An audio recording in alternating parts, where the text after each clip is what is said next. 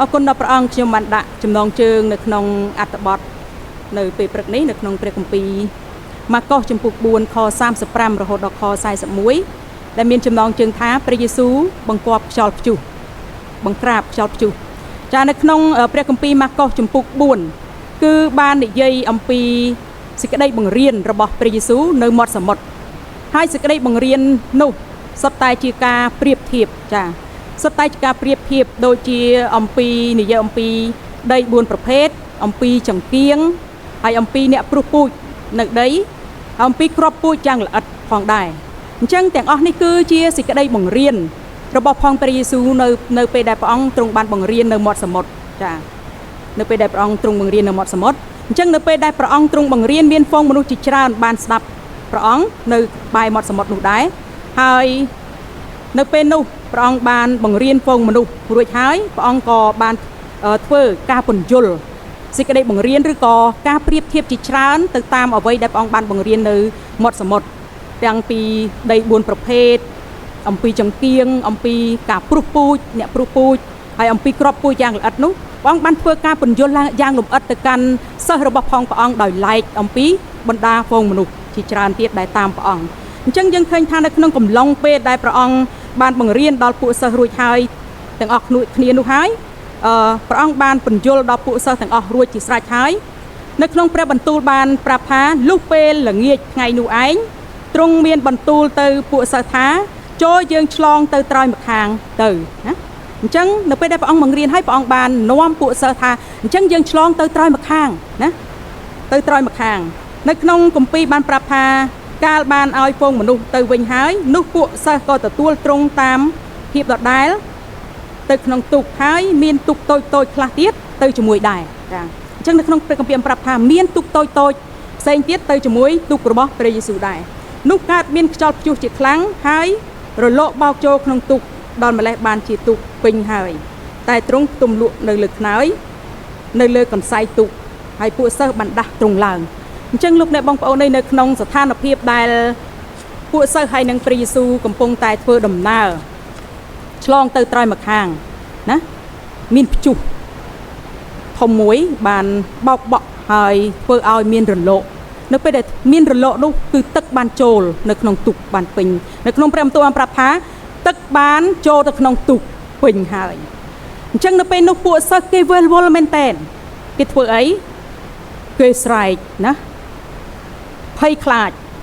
គេបានស្រែកអំពាវនាវរកព្រះថាម៉េចលោកគ្រូអើយយើងវិនិច្ឆ័យហើយលោកមិនរវល់ទេឬអីអញ្ចឹងនៅពេលនោះកាលតើនឡើងទ្រង់ក៏កំហែងខ្យល់ក៏បង្គាប់ទៅសមុទ្រថាចូលស្ងៀមទៅហើយឈប់ចោះនោះខ្យល់ក៏ស្ងប់ហើយស្ងាត់ឈឹងសូន្យទាំងអស់ទៅអញ្ចឹងនៅក្នុងព្រះបន្ទូលប្រាប់ថានៅរំពេចនោះព្រះអង្គបានតើនឡើងទោះបីព្រះអង្គកំពុងតែផ្ទុំនៅក្នុងទូកក៏ដោយនៅកន្សែងទូកក៏ដោយព្រះអង្គបានតើនឡើងដោយឮសំឡេងពួកសិស្សបានទៅដាស់ព្រះអង្គថាយើងខ្ញុំទាំងអស់គ្នាស្លាប់ឥឡូវហើយតើព្រះអង្គនៅតែផ្ទុំដល់ណាទៀតណាអញ្ចឹងព្រះអង្គបានតើនឡើងព្រះអង្គបានបង្គាប់ទៅខ្យល់ហើយបានបញ្ជាទៅខ្យល់ថាឲ្យស្ងប់ឈឹងចុះនោះខ្យល់ក៏ស្ងប់ហើយស្ងាត់ឈឹងសូន្យទាំងអស់ទៅរួចទ្រង់ក៏មានបន្ទូលថាហេតុអ្វីបានជាអ្នករាល់គ្នាភ័យដល់ម្លេះណាម្ដេចក៏គ្មានសេចក្តីជំនឿយ៉ាងដូចនេះនោះគេក៏មានសេចក្តីស្ញាញ់ខ្លាចជាខ្លាំងទាំងសួរគ្នាទៅវិញទៅមកថាតើលោកនេះជាអ្វីបានជាខ្យល់និងសមុទ្រក៏ស្ដាប់បង្គាប់លោកដូចនេះណាអញ្ចឹងលោកអ្នកបងប្អូនអើយអស្ចារ្យអំពី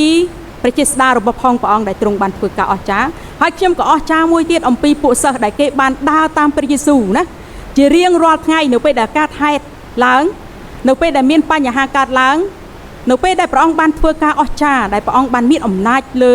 ព្យុះសមុទ្រណាដែលព្រះអង្គបានបង្ក្រាបគ្រប់ទាំងស្ថានភាពទាំងអស់ឲ្យបាននឹងណឡើងវិញពួកសិស្សគេចាក់ផ្ដើមសួរគ្នាទៅវិញទៅមកថាតើលោកនេះជាអ្នកណា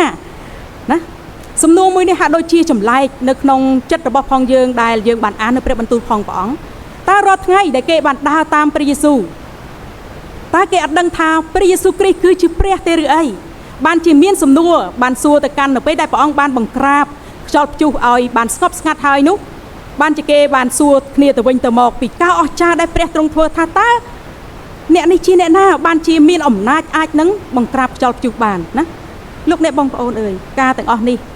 ដែលខ្ញុំមើលឲ្យខ្ញុំហាក់ដូចជាអស់សំណើចនៅក្នុងចិត្តណានៅក្នុងចិត្តដែរ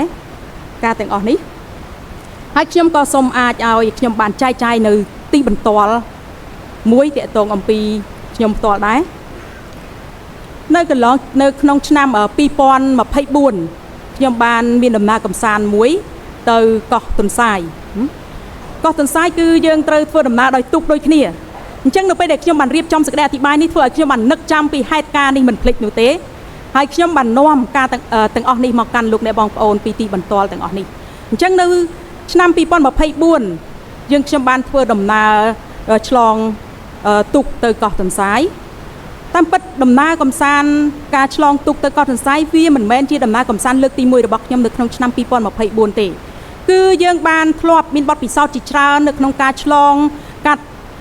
ដែលធ្វើដំណើរទៅលេងកោះទុនសាយច្រើនដងហើយ2ទៅ3ដងរួចមកហើយ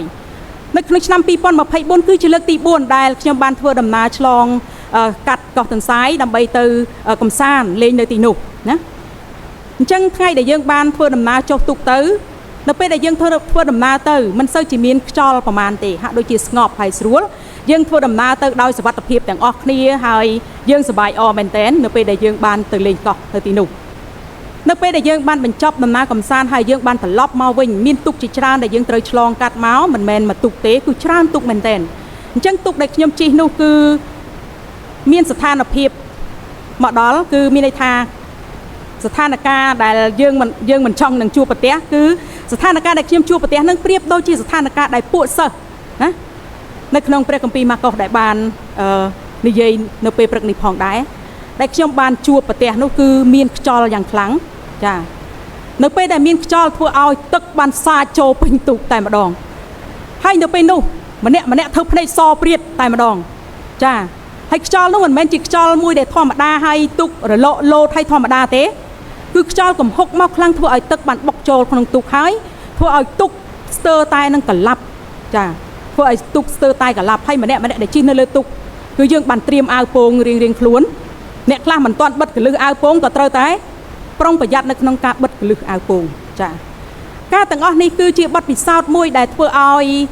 យើងមានបទពិសោធន៍នៅក្នុងការភ័យខ្លាចមែនទែនហើយខ្ញុំបាននិយាយថាខ្ញុំឈប់ទៅកោះទុនសាយហើយចាខ្ញុំឈប់ទៅកោះទុនសាយហើយនៅក្នុងនោះមានក្មេងចាក្មេងតូចមានមនុស្សចាស់អញ្ចឹងពួកគាត់បាក់ស្បាតលែងចង់ទៅកោះទុនសាយបើមានដំណើរកំសាន្តលើកក្រោយយើងបានស្នើថាយើងលែងធ្វើដំណើរឆ្លងកាត់ផ្លូវទឹកណាយើងសុំកន្លែងណាដែលគោកនោះគឺជាបទពិសោធន៍មួយដែលយើងបានជួបប្រទះនៅក្នុងជីវិតរបស់ផងយើងទាំងខ្ញុំផ្ទាល់ដែរតាមពិតយើងទៅប្រមាណដងហើយមិនអីប៉ុន្តែលើកទី4គឺធ្វើឲ្យយើងបានចងចាំរូបភាពនឹងមិនភ្លេចនៅពេលដែលខ្ញុំបានអានអត្ថបទនេះនៅក្នុងសម័យកាលពួកសិស្សខ្ញុំគិតថាខ្ញុំមិនខុសអ្វីពីពួកសិស្សទេណា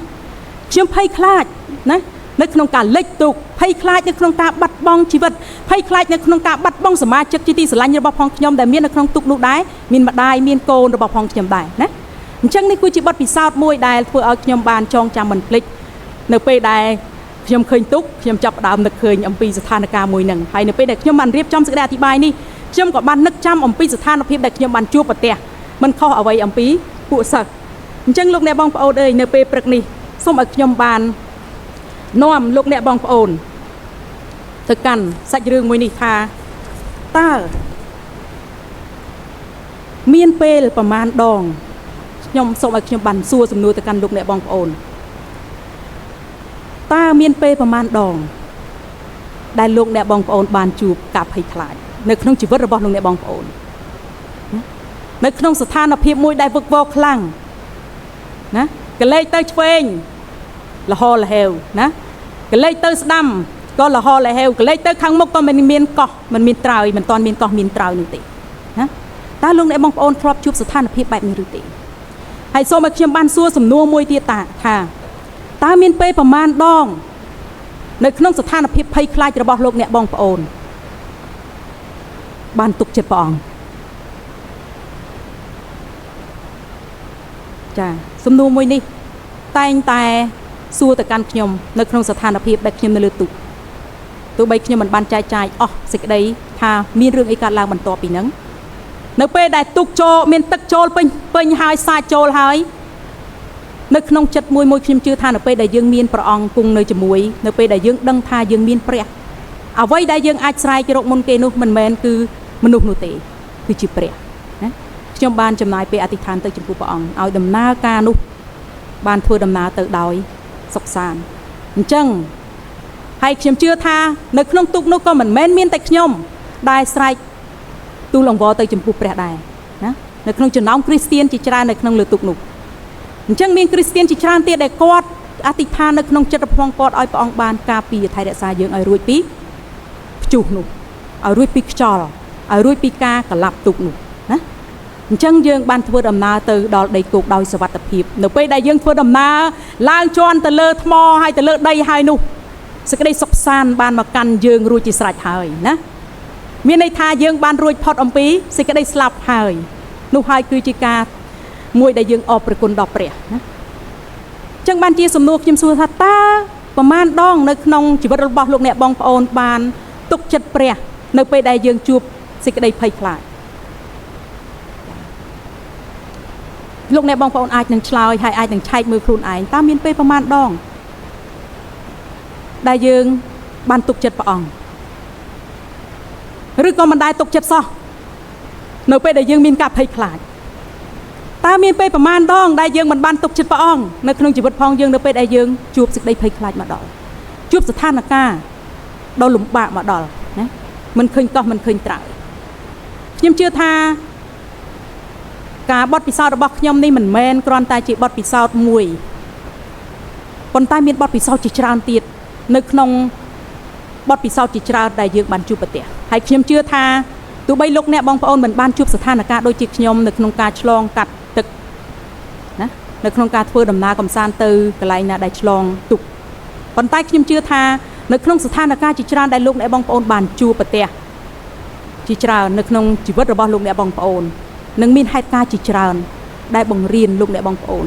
ហើយខ្ញុំជឿថាលោកអ្នកបងប្អូនកំពុងតែជួបការភ័យខ្លាចជាច្រើននៅក្នុងដំណើរជីវិតមួយនោះណានៅក្នុងស្ថានភាពមួយនោះអញ្ចឹងលោកអ្នកបងប្អូនអើយដំណើរជីវិតដែលយើងកំពុងតែដើរជាមួយព្រះយេស៊ូវពេលខ្លះយើងកំពុងតែជួបបញ្ហាដូចគ្នាណាដរាបណាយើងនៅតែមានដង្ហើមជីវិតនៅក្នុងការរស់នៅដើរទៅមុខទៀតជាមួយព្រះអង្គលោកអ្នកបងប្អូននៅតែជួបនៅបញ្ហាដែលខ្ញុំជួបនេះលើកទី4ណា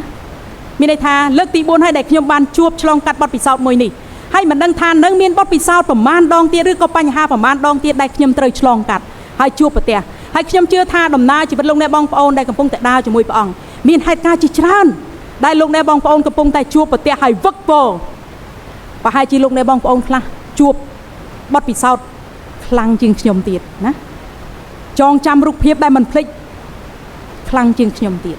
ខ្ញុំជឿថាបែបដូចនេះទោះបីពេលខ្លះយើងមិនបានអង្គុយទល់មុខគ្នាចែកចាយថាអូអ្នកគ្រូបងខ្ញុំ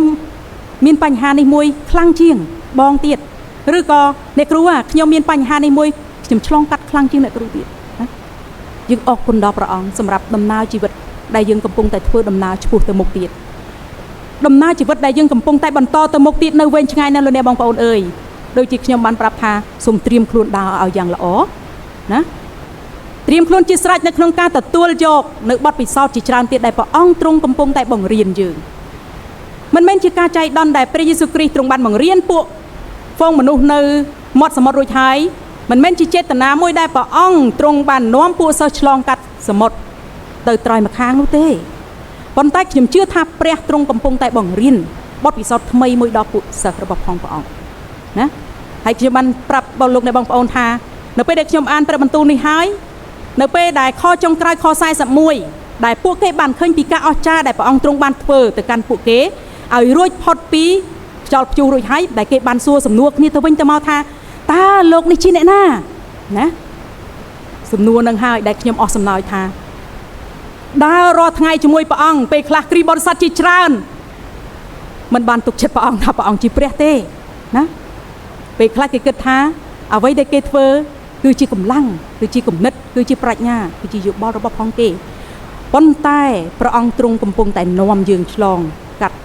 នៅព្យុះឧបសគ្គជាច្រើនទៀតនៅក្នុងដំណើរជីវិតរបស់ផងយើងណាអញ្ចឹងគ្រីស្ទបរិស័ទទាំងអស់កំពុងតែដើរជាមួយនឹងព្យុះជីវិត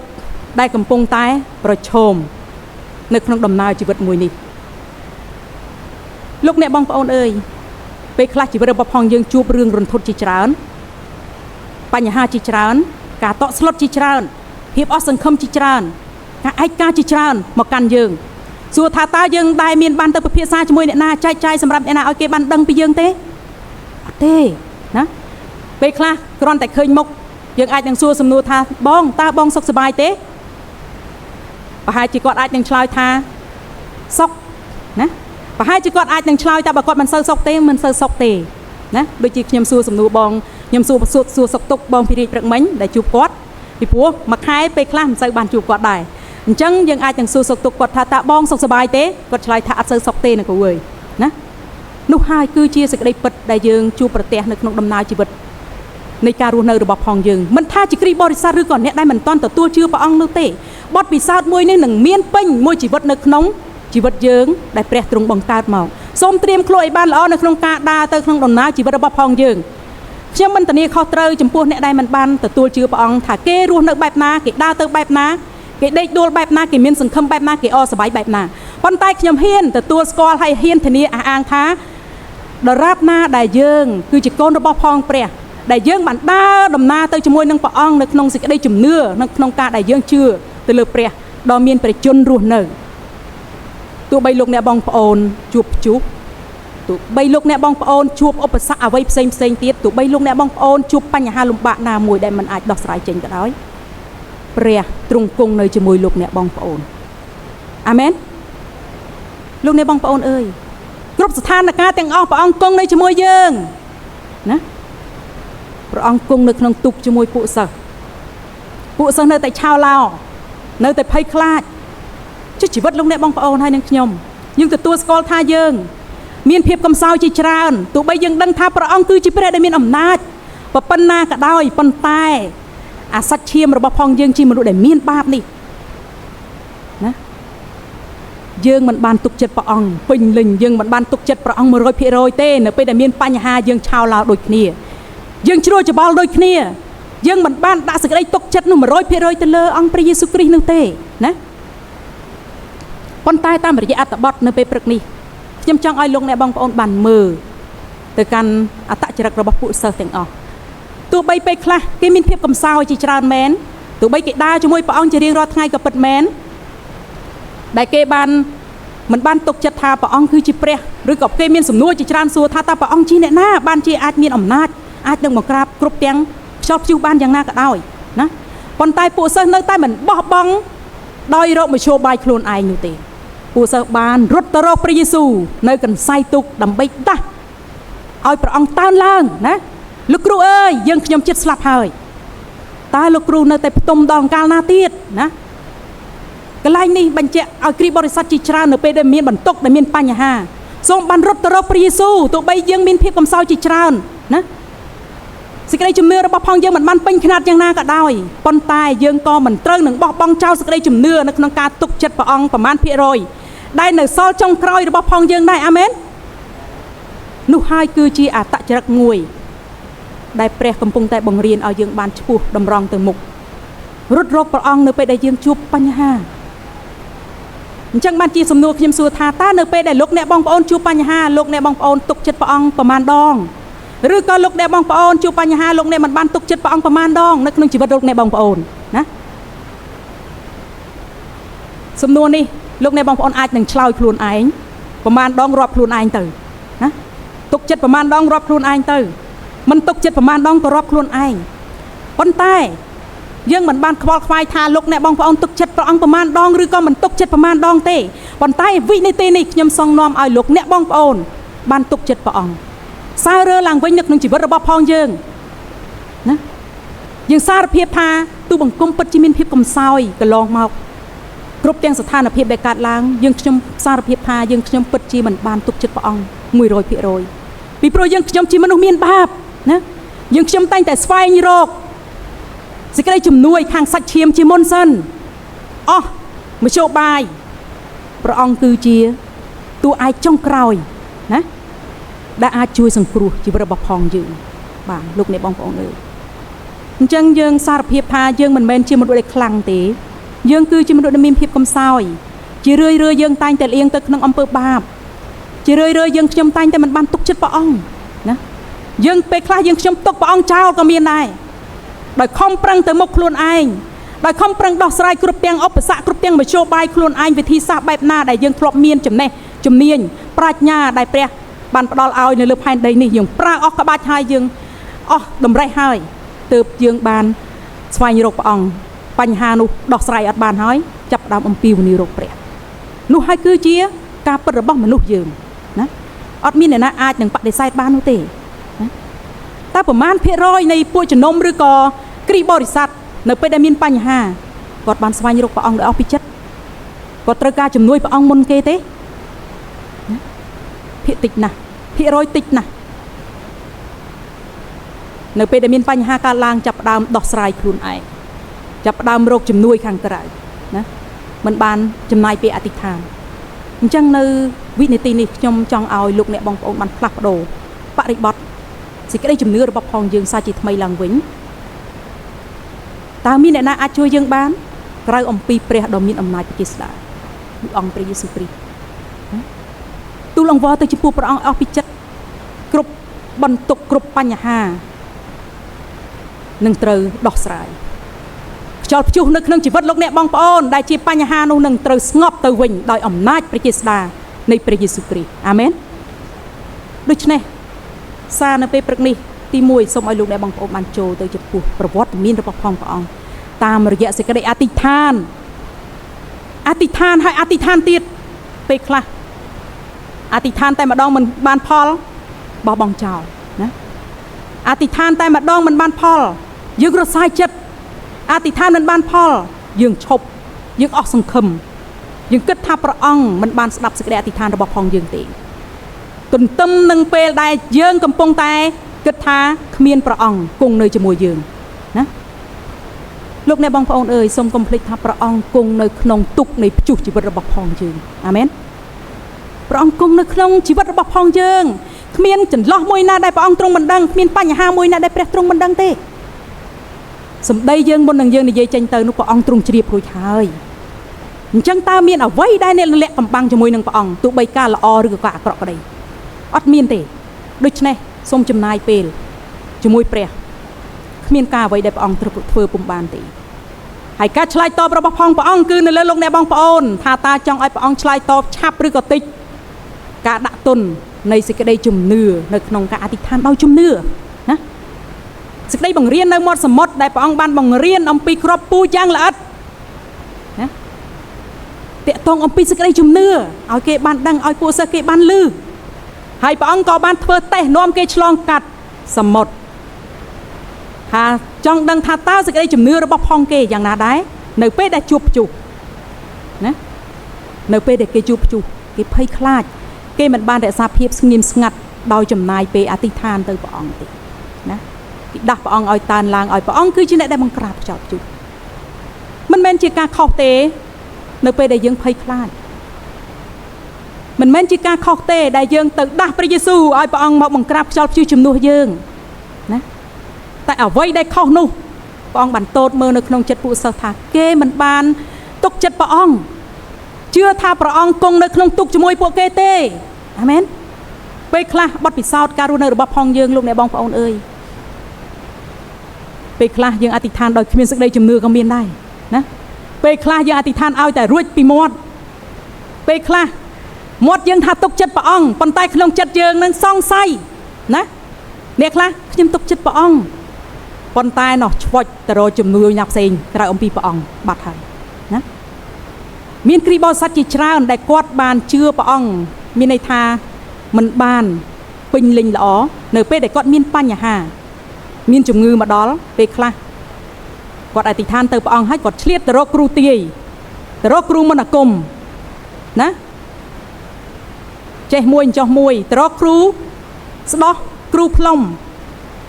តើកន្លែងណាដែលគាត់ទុកចិត្តថាគាត់ជឿទៅលើសេចក្តីអធិដ្ឋាន 100% នោះណាអត់មានទេនោះហើយគឺជាសេចក្តីជំនឿមួយដែលរេព្រះអង្គថាបើសិនជាជំនឿយើងរេចុះរេឡើងនោះយើងអត់បានអ្វីទាំងអស់ណាចូលជឿដាក់ជំនឿរបស់ផងយើងដាក់សេចក្តីអធិដ្ឋានរបស់ផងយើងដោយការជឿទុកចិត្តទៅលើព្រះអង្គថាទ្រង់គឺជាព្រះដែលអាចជួយយើងគ្រប់ស្ថានភាពទាំងអស់ ចំណុចទី2សូមឲ្យយើងបាននៅតែបន្តការទុកចិត្តបន្តទៀតនៅតែបន្តការទុកចិត្តទោះបីកន្លងមកយើងមិនបានទុកចិត្តព្រះអង្គលោកអ្នកបងប្អូនអើយសូមសើរើសេចក្តីជំនឿយើងសាជាថ្មីណាសូមរៀបចំជីវិតនៃសេចក្តីជំនឿយើងឲ្យបានល្អប្រសើរប្រយោជន៍ឲ្យព្រះអង្គទ្រង់សពរហឫទ័យបើគ្មានសេចក្តីជំនឿទេមិនមែនជាទីគប់ផតីដល់ព្រះអង្គទេអាមែនដូច្នេះគ្រីស្ទបរិស័ទអត្តសញ្ញាណដ៏ខ្លាំងបំផុតដ៏ល្អបំផុតដែលព្រះទទួលស្គាល់គឺសេចក្តីជំនឿនៅខាងក្នុងនៅពេលដែលយើងមានសេចក្តីជំនឿការប្រព្រឹត្តនឹងចេញទៅអូតូម៉ាទិកណាតើលោកអ្នកបងប្អូនអាចមើលឃើញដើមឈើណាដែលល្អបានសំដៅទៅលើតែស្លឹកទេទៅលើតែដើមទេឬក៏សំដៅទៅលើផលផ្លែរបស់ផងវាអញ្ចឹងតាមបទពិសោធន៍នៅក្នុងនាមខ្ញុំជាគ្រីស្ទបរិស័ទមួយរូបដែរដែលជឿព្រះអង្គយូរឆ្នាំមកហើយតាំងពី96រហូតដល់2025យើងបានស្គាល់ជាច្រើនតាក់ទងអំពីសេចក្តីជំនឿអញ្ចឹងមានគ្រីស្ទបរិស័ទជាច្រើនដែលគាត់អួតខ្លួនថាគាត់គឺជាគ្រីស្ទបរិស័ទយ៉ាងល្អណាគាត់ជឿព្រះអង្គល្អប៉ុន្តែពេលខ្លះមិនដូចជាអ្វីដែលគាត់បាត់ថ្លែងទេហើយការទាំងអស់នេះហើយតែជាបទពិសោធន៍ដែលជួយបង្រៀនដល់ទាំងខ្ញុំទាំងលោកអ្នកបងប្អូនទាំងអស់គ្នាដែរដូចជាខ្ញុំបានប្រាប់ថាគ្រីស្ទបរិស័ទដែលពិតប្រាកដគឺជាគ្រីស្ទបរិស័ទមួយដែលមានសេចក្តីជំនឿពិតប្រាកដសេចក្តីជំនឿមួយនោះអាចជួយសង្គ្រោះយើងឲ្យរួចពីគ្រាវេទនាបានអាមែនដូច្នេះសូមសើរើសេចក្តីជំនឿយើងឡើងវិញសំណួរពីដើមដែលខ្ញុំសួរថាតើមានពេលប្រមាណដងដែលយើងបានមិនទុកចិត្តព្រះអង្គណាសំណួរនេះក៏មកកាន់ខ្ញុំនៅពេលព្រឹកនេះផងដែរអាចនឹងឆែកមើលតើមានពេលប្រមាណដងក្នុងនាមខ្ញុំជាគ្រូកងវាដែលខ្ញុំមិនបានទុកចិត្តព្រះអង្គណាតើមានពេលប្រមាណដងដែលខ្ញុំបានទុកចិត្តព្រះអង្គប្រហែលជាថ្លឹងថ្លែងបូកសរុបប្រហែលជាការទុកចិត្តព្រះអង្គនោះប្រហែលជាតិចជាងការដែលមិនទុកចិត្តព្រះអង្គណានោះហើយគឺជាភាពខ្វះខាតរបស់គ្រីស្ទបរិស័ទដូច្នេះ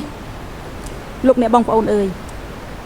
នៅក្នុងខ40បានបញ្ជាក់ថាគឺជាខមួយដែលព្រះបាននិយាយទៅកាន់ពួកសិស្ស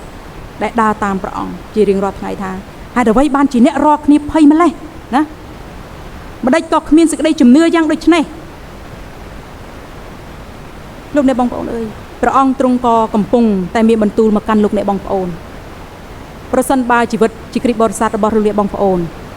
បែបដូចនេះនោះមិនមែនជាទីគប់ហត្ថីធ្វើឲ្យព្រះអង្គទ្រង់ព្រួយព្រះហឫទ័យវិញអាមែនតាមពិតព្រះអង្គមិនមែនផ្ទុំលក់នោះទេ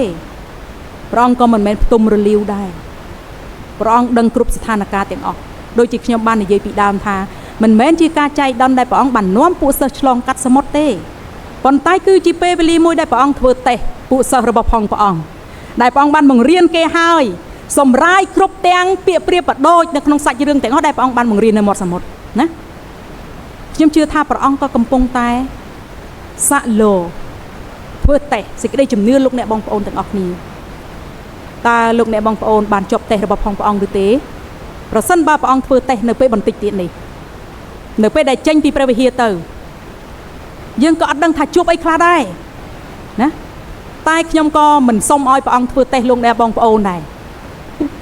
ប៉ុន្តែនៅពេលណាសុំស្របមួយទៅតាមបំណងផតីព្រះអង្គទោះបីខ្ញុំសុំឲ្យមិនឲ្យព្រះអង្គធ្វើតេស្តក៏ព្រះអង្គទ្រង់រៀបចំតេស្តម្នាក់មានន័យថាវិញ្ញាសាសម្រាប់ឲ្យលោកអ្នកបងប្អូនបានប្រឡងនៅក្នុងសេចក្តីជំនឿរបស់លោកអ្នកបងប្អូនរួចជាស្រេចហើយអាមែនអញ្ចឹងនៅពេលព្រឹកនេះសូមឲ្យលោកអ្នកបងប្អូនបានត្រៀមខ្លួនជាស្រេចណាចម្លើយនៅក្នុងជីវិតផងយើងឲ្យល្អប្រសើរនៅពេលដែលព្រះអង្គចង់ធ្វើតេស្តស្មាណាក៏ខ្ញុំជាប់ដែរអាមែនយ៉ាងហោចណាស់ក៏បានបន្ទុត្រឹមមកជាប់ដែរកុំឲ្យនិយាយថាពេលខ្លះភាសាខ្មែរយើងថាប៊ីសជាប់ប៊ីសធ្លាក់លោកអ្នកបងប្អូនអើយណាស្ដាប់មកផ្លែតអាចនឹងភ័ន្តច្រឡំប៊ីសជាប់អីទេណាក៏មានគ្រីស្ទបរិស័ទជាច្រើនប៊ីសជាប់នៅក្នុងតេស្តរបស់ផងព្រះអង្គណាប៉ុន្តែក៏មានគ្រីស្ទបរិស័ទជាច្រើនប៊ីសធ្លាក់ដែរបរហោងពោះធ្លុងប៊ីសធ្លាក់ហ្នឹងណា ប៉ុន្តែសូមឲ្យយើងទោះបីយើងមិនបានបន្ទុកពេញ 100% សូមបណ្ណាទៅតាមសេចក្តីជំនឿរបស់លោកអ្នកបងប្អូនយកត្រឹមប៊ីសធ្លាក់ចុះណាយកត្រឹមប៊ីសធ្លាក់ចុះកុំឲ្យតែប៊ីសជាប់ណាអញ្ចឹងនៅពេលព្រឹកនេះខ្ញុំសូមជំរុញលើកទឹកចិត្តលោកអ្នកបងប្អូនឲ្យនៅតែបន្តដំណើរនៅក្នុងសេចក្តីជំនឿបន្តទៀតហើយឆែកមើលសេចក្តីជំនឿរបស់ផងយើងណាប៉ាសពតផងយើងដល់ណាហើយអ្នកខ្លះផុតហើយអាចយកទៅបន្តបានទៀតទៅមុខទៀតណាអ្នកខ្លះផុតសុពលភាពហើយនៅតែទុកបន្តទៀតឬក៏យ៉ាងម៉េចដល់ពេលត្រូវឆ្លងមានន័យថាដល់ពេលត្រូវធ្វើដំណើរអត់មានអីយកទៅអះអាងទេគេនឹងមិនឲ្យឆ្លងដែនទេណាសេចក្តីជំនឿយើងដូចគ្នាដែរសូមឆែកមើលរហូតតើសេចក្តីជំនឿរបស់យើងយ៉ាងម៉េចហើយណាដល់ណាហើយជាមួយនឹងព្រះអង្គឬក៏ព្រះអង្គគ្រាន់តែឃើញយើងក្តៅមិនក្តៅត្រជាក់មិនត្រជាក់ដូចជាពួកជំនុំអីគេឡៅឌីសេចាលោកអ្នកបងប្អូនអើយប្រសិនបើជាព្រះអង្គទ្រង់ឃើញថាយើងក្តៅមិនក្តៅត្រជាក់មិនត្រជាក់នោះយើងមិនអាចនឹងរួមដំណើរជាមួយព្រះអង្គទៅមុខបន្តទៀតបាននោះទេអាមែនដូច្នេះសូមលើកទឹកចិត្តលោកអ្នកបងប្អូនទុកចិត្តព្រះអង្គឆែកមើលសេចក្តីជំនឿរបស់ផងយើងបើសិនបើសេចក្តីជំនឿសប្តាហ៍ថ្ងៃនេះខ្ញុំកំពុងតែធ្លាក់ខ្លាំងសូមបានបង្កើនសេចក្តីជំនឿសាជាថ្មីឡើងវិញសារភាពសូមជំនួយនៅមុខអំពីព្រះអង្គនៅក្នុងការបន្តដំណើរទៅមុខទៀតនៅមានដំណើរវែងឆ្ងាយទៀតលោកអ្នកបងប្អូនអើយនេះគឺឆ្នាំ2025ខ្ញុំមិនដឹងថាព្រះទ្រង់ទុកឱកាសឲ្យយើងបានដើរដល់ឆ្នាំណាទេណាប៉ុន្តែខ្ញុំគ្រាន់តែដឹងថាប្រសិនបើព្រះអង្គនៅតែទុកឱកាសឲ្យយើងបានដើរទៅឆ្នាំបន្តទៅមុខទៀតសូមឲ្យព្រះអង្គទ្រង់បានជួយយើងបំពេញសេចក្តីជំនឿពេញខ្នាតដល់យើងទាំងអស់គ្នាណាមិនមែនយើងគឺដោយសារព្រះគ្រីស្ទទ្រង់គឺជាអ្នកដែលចម្រើនកម្លាំងដល់យើងទាំងអស់គ្នាណាព្រះអង្គគឺជាអ្នកដែលចម្រើនកម្លាំងដល់យើងទាំងអស់គ្នាដូច្នេះលោកអ្នកបងប្អូនអើយចូលមានកម្លាំងនិងចិត្តក្លាហានចុះកុំឲ្យខ្លាចឡើយក៏កុំឲ្យស្រយុតចិត្តផងត្បិតព្រះយេហូវ៉ាជាព្រះនៃឯងទ្រង់គង់ជាមួយនៅកន្លែងណាដែលឯងទៅផងអាមែនដូច្នេះសូមឲ្យព្រះបន្ទូលនេះបានគង់នៅជាមួយលោកអ្នកបងប្អូនសូមកុំឲ្យយើងភ័យខ្លាចណាសូមឲ្យព្រះអង្គបានគង់ជាមួយលោកអ្នកបងប្អូននៅកន្លែងណាដែលលោកអ្នកបងប្អូនទៅគ្រប់ទីកន្លែងទាំងអស់អាមែនសូមព្រះបានប្រទានពរសូមអធិដ្ឋានជាមួយនឹងខ្ញុំព្រះម្ចាស់ព្រះយេស៊ូវទូបង្គំសូមអរព្រះគុណដល់ព្រះអង្គសម្រាប់ពេលវេលាព្រឹកនេះតាមរយៈអត្ថបទដែលព្រះអង្គទ្រង់បានបង្រៀនយើងខ្ញុំអរព្រះគុណដល់ព្រះអង្គសម្រាប់ព្រះបន្ទូលដែលទ្រង់ក្រើនរំលឹកយើងខ្ញុំតាក់ទងអំពីសេចក្តីជំនឿអំពីការទុកចិត្តព្រះអង្គហើយយើងខ្ញុំសារភាពថាយើងខ្ញុំមិនមែនជាមនុស្សដែលគ្រប់លក្ខនៅចំពោះប្រវត្តិមានផងព្រះអង្គយ៉ាងណាក៏ដោយប៉ុន្តែយើងខ្ញុំបានសារភាពថាយើងខ្ញុំគឺជាមនុស្សដែលមានភាពកំសោយជាច្រើនព្រះអង្គឲ្យសូមជួយសេចក្តីកំសោយរបស់យើងខ្ញុំប្រសិនបើយើងខ្ញុំខ្វះខាតសេចក្តីជំនឿសូមចាក់បំពេញសេចក្តីជំនឿដល់យើងខ្ញុំកូនប្រស័យផងព្រះអង្គនៅទីនេះបើយើងខ្ញុំខ្វះការទុកចិត្តសូមបំពេញនូវភាពទុកចិត្តដល់ពេញបរិបូរណ៍សម្រាប់ជីវិតយើងខ្ញុំទៅចំពោះព្រះអង្គផងដែរបើយើងខ្ញុំខ្វះសេចក្តីអធិដ្ឋាននៅក្នុងជីវិតការរស់នៅប្រចាំថ្ងៃសូមទ្រង់បានបំពេញឲ្យយើងខ្ញុំបានមានពេលគ្រប់គ្រាន់នៅក្នុងការចំណាយពេលជាមួយព្រះអង្គនៅក្នុងការទំនាក់ទំនងជាមួយព្រះអង្គតាមរយៈសេចក្តីអធិដ្ឋានឲ្យទ្រង់បានជ្រាបឲ្យទ្រង់បានជួយយើងខ្ញុំបំភ្លឺយើងខ្ញុំជួយការពារចិត្តនិងគំនិតយើងខ្ញុំនៅអ្វីដែលយើងខ្ញុំបានធ្វើបន្តទៅមុខទៀតផងដែរព្រះអង្គឲ្យទូបង្គំសូមថ្វាយព្រះបន្ទូលទាំងពួកជំនុំផងព្រះអង្គទៅក្នុងព្រះហស្ថដែលមានអំណាចផងទ្រង់គឺព្រះនាមព្រះយេស៊ូវគ្រីស្ទ